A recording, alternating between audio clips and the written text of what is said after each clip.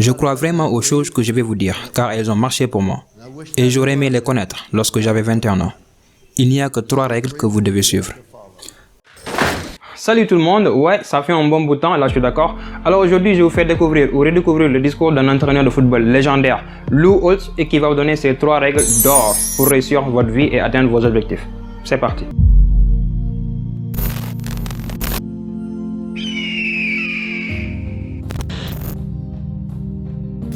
Mesdames et messieurs, vous savez, je suis né avec une cuillère d'argent dans la bouche. Je suis né à Follansbee, en Virginie occidentale. Et je suis repassé à l'endroit où je suis né hier soir, vers 22h30. Je suis né dans une cave à la maison, délivré par le docteur McGraw. Nous avions une chambre pour moi, ma sœur et mes parents. Nous avions une demi-salle de bain et une petite cuisine. 7 ans et demi, nous avions vécu dans cet endroit. Il n'y avait pas d'aide sociale à cette époque, il n'y avait pas de coupon alimentaire, il n'y avait pas de filet de sécurité, mais j'ai toujours eu assez à manger. Car à chaque fois que je voulais me resservir, mon père me disait « Non, tu en as déjà eu assez ». Mais la raison pour laquelle je dis que je suis né avec une cuillère d'argent dans la bouche, mon père n'était allé qu'en CE2. C'est toute l'éducation qu'il avait.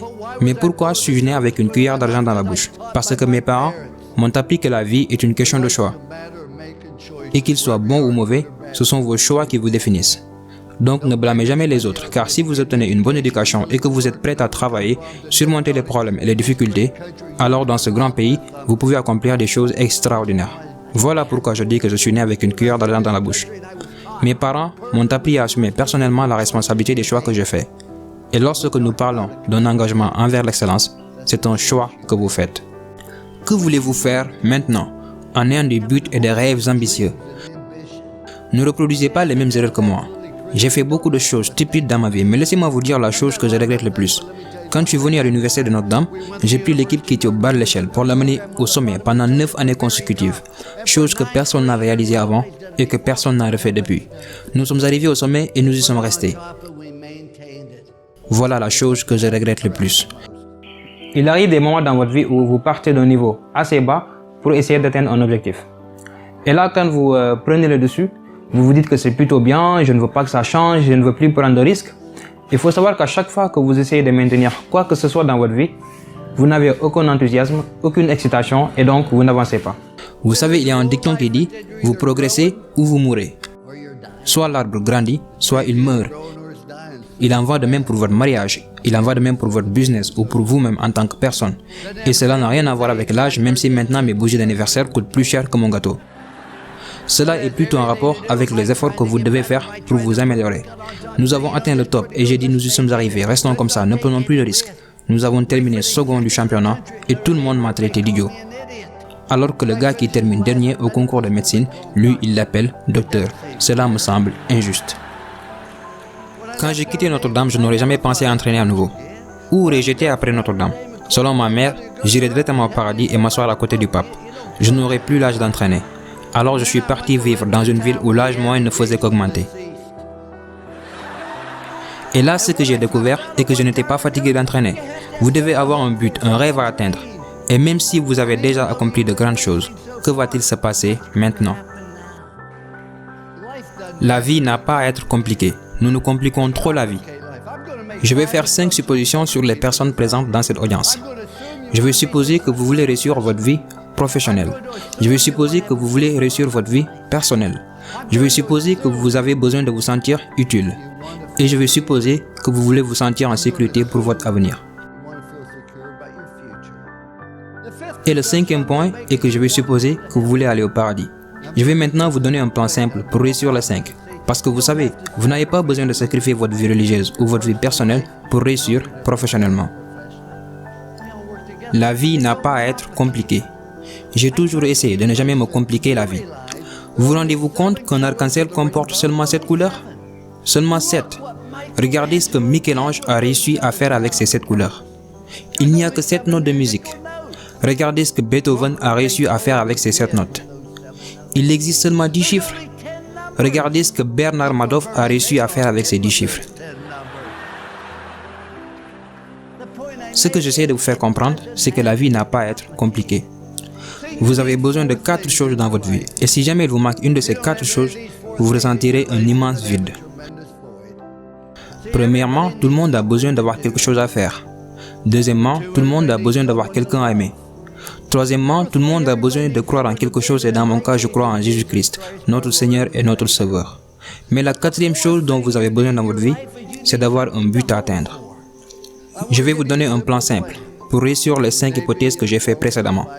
Je crois vraiment aux choses que je vais vous dire, car elles ont marché pour moi. Et j'aurais aimé les connaître lorsque j'avais 21 ans. Il n'y a que 3 règles que vous devez suivre.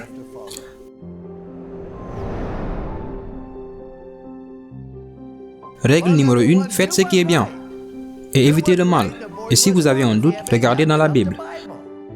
Je ne pense pas que c'est bien de retrouver le portefeuille d'un coéquipier avant même qu'il ne l'ait perdu. On appelle ça du vol, mon garçon. Je l'ai trouvé, oui, mais il ne l'avait pas encore perdu. Donc faites ce qui est bien. Il n'y a jamais de bon moment pour faire de mauvaises choses. Et il n'y a jamais de mauvais moment pour faire de bonnes choses. Faites ce qui est juste et soyez honnête avec vous-même. Mesdames et messieurs, profitez de la vie, amusez-vous. Vous allez avoir des problèmes, vous allez avoir des difficultés. Cela fait partie de la vie. Ce n'est pas parce que vous êtes diplômé que vous n'aurez pas de problème. Et ne racontez pas vos problèmes à tout le monde. Savez-vous que 90% des personnes s'en moquent? Et les 10% restants sont heureux que vous les ayez. Alors vous ferez mieux de les garder pour vous. Vous allez avoir des problèmes. Alors amusez-vous dans tout ce que vous faites. Car si vous aimez vraiment ce que vous faites, les gens prendront du plaisir à être à vos côtés. Cela ne veut pas dire que je ne fais pas de choses stupides. Et parfois, je n'étais pas vraiment honnête. Un jour, j'ai dit à la télévision que j'étais le meilleur golfeur du lac Nona. Je retourne au lac Nona et tout le monde à côté de moi disait « Vous avez menti à la télé ». Alors j'ai dit « Laissez-moi vous dire quelque chose. 300 membres savent que j'ai menti. 300 millions de personnes pensent que je suis un assez bon golfeur. »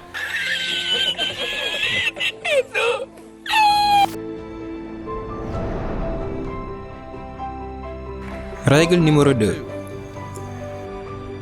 Faites tout au mieux de vos capacités et le temps qui vous est donné. Vous savez, mesdames et messieurs, tout le monde ne peut pas être en équipe première.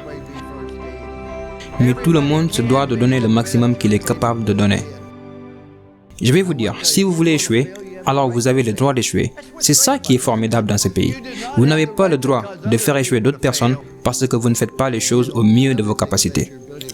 Lorsque vous rejoignez un conjoint, vous mettez au monde un enfant, vous rejoignez une entreprise, vous rejoignez une équipe, vous avez des obligations et des responsabilités envers d'autres personnes. C'est pourquoi vous vous devez de donner le maximum dans chaque chose que vous faites. Ce n'est pas compliqué. Ma dernière règle est de montrer aux autres que vous vous souciez d'eux. Vous ne pouvez pas entrer dans une pièce et dire « Hey, je suis là, regardez-moi ». Non. Dites plutôt « Je suis là, comment puis-je vous aider ?» Ce n'est pas si compliqué. Souciez-vous sincèrement des autres, car vous pouvez impacter la vie de chaque personne que vous rencontrez par un sourire, un mot gentil ou un encouragement. Parce que quand vous faites de bonnes choses, les gens seront plus à même de vous faire confiance. Ma femme et moi sommes mariés, car nous avons trouvé cette confiance en nous. Et nous ne l'avons jamais perdue. Beaucoup d'entre vous vont avoir du succès et gagner beaucoup d'argent.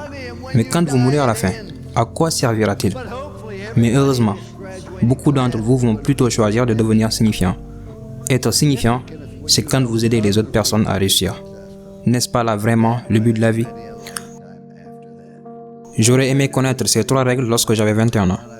Je les ai utilisées pendant les 40 dernières années. C'est pour cela qu'il y a un statue de moi à Notre-Dame, même si je suppose qu'ils l'ont plutôt mis là pour que les pigeons puissent s'y reposer. Mais si vous la regardez bien, il y a 3 mots inscrits au pied de ce dernier. Confiance, engagement, amour.